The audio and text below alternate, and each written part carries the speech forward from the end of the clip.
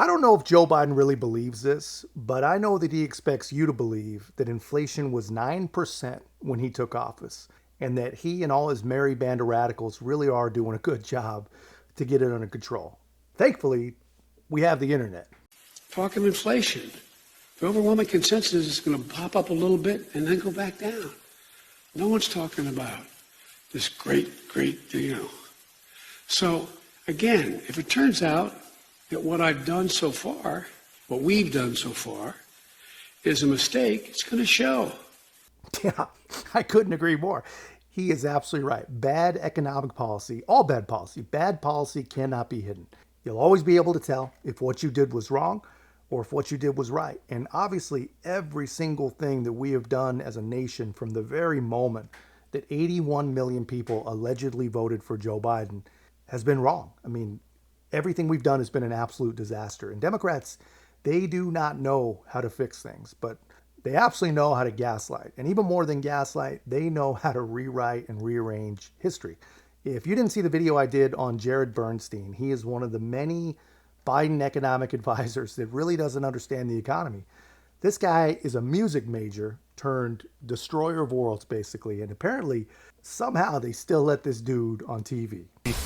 Chairman of the Council of Economic Advisors, Jared Bernstein.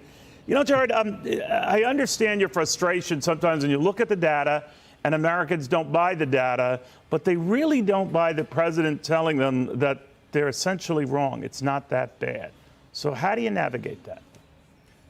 Well, that's not at all what the president tells them. And in fact, yesterday, if you look at his statement, which is on the White House website, on the inflation report, we got a very favorable report from the perspective of the markets today, as you have been reporting correctly. But he pointed out, I think one of his first sentences is, we know families are still struggling with prices that are too high. I mean, this is practically a quote from his statement yesterday. Never will this president blow off the struggles that families like the one he grew up in are going through. Instead, he'll take action to help them through cutting costs, prescription drug, clean energy, housing, childcare, junk fees, actively working to lower costs in those areas. So not at all dismissive of America's concerns in that regard, Neil. All right, well, some might disagree with you on that, but I do want to get behind why the president keeps claiming this. This is what talking about inflation. Take a look. We have dramatically reduced inflation from 9% down to close to 3%. We're in a situation where we're better situated than we were when we took office. It was 9% when I came to office. 9%. But look, people have a right to be concerned. I think inflation has gone slightly up. It was at 9% when I came in, and it's now down around 3%. I got to know, man. Let me know in the comments. Do you really think he believes these things? Is it even possible that he actually believes it? That he's got some radical handlers just loading his lips with this nonsense? Or is his dedication to the gaslight really that strong, man? I mean, the guy has become such a professional liar. I honestly cannot tell if he believes it or not. I mean, for sure, he believes that we're all stupid. I know he believes that. The Democrat Party believes that you're an idiot and that you'll just think it's all Donald Trump's fault. Jared, why does he keep saying that? You're his top you're the head of the Council of Economic Advisors. Do you ever whisper in his ear, Mr. President, just to be technical about it, it wasn't 9% when you assumed office, it was 1.4%. It got as high as 9% in 2022. You brought it down from that, but it was never, ever, ever 9% when you came into office. So why does he keep saying it?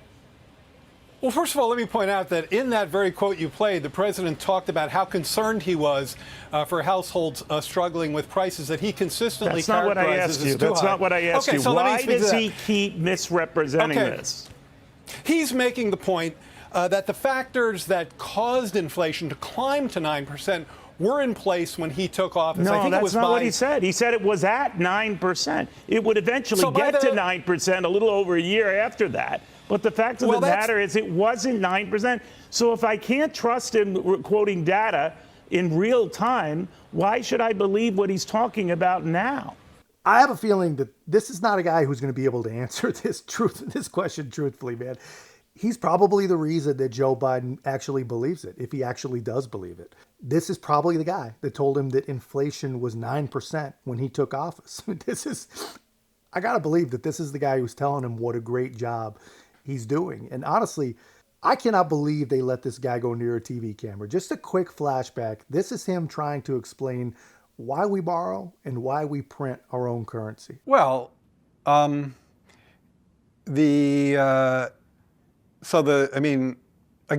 some of this stuff gets, some of the language that some of the language and concepts are just confusing. I mean, the government definitely prints money, and it definitely lends that money, which is why the government definitely prints money, and then it lends that money by selling bonds. Is that what they do? They sell bonds. Yeah, they sell bonds, right? Because they sell bonds and people buy the bonds and lend them the money. Yeah. So a lot of times, at least to my ear with MMT, the language and the concepts can be kind of unnecessarily confusing, but there is no question that the government prints money and then it uses that money to I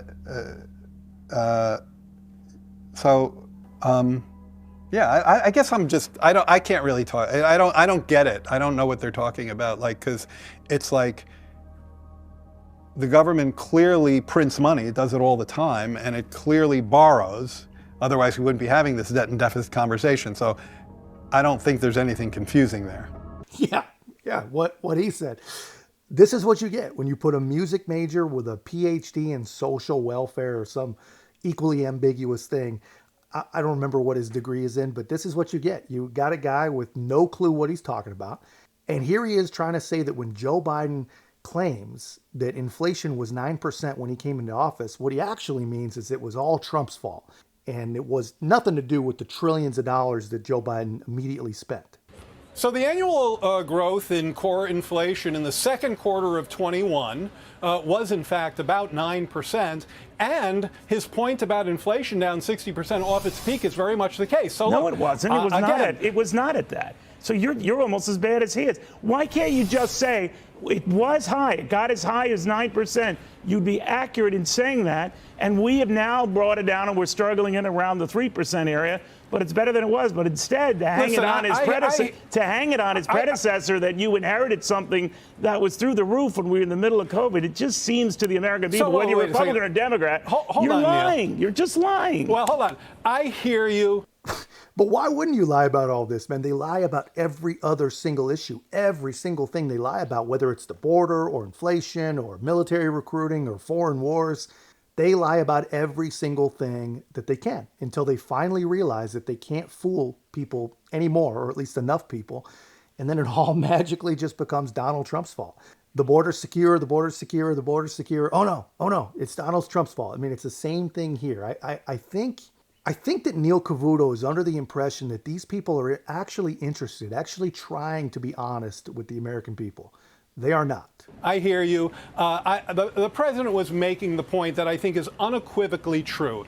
The factors that took inflation to 9% were in place when he took office. That is not what he said, Jared. And you're a very smart guy with this stuff. You could just whisper, and he's a good friend of yours, obviously thinks the world of you. Many others do as well. You could have just told him, Chief, I got to tell you, Mr. President, whatever you say, you might even, in fact, call him Joe. That's how close you are. So and look, just say, sir, it was not 9%. Stop it with the 9%, because the more you say that, the more people don't believe what you're saying. Look, I think what the American people care most about is the fact truth. that inflation. The American people care about truth, Jared. Hold on, Neil. Neil, this only works if you let me talk, okay? You haven't answered my question. I've asked it 5 times, five ways. The president was making the point that the factors that caused inflation were in place when he took office, and that's unequivocally true. Right. I take your point, and we can have we can go on all day back and forth on this. I think what matters today is, are we making progress? Yeah, so that's a no.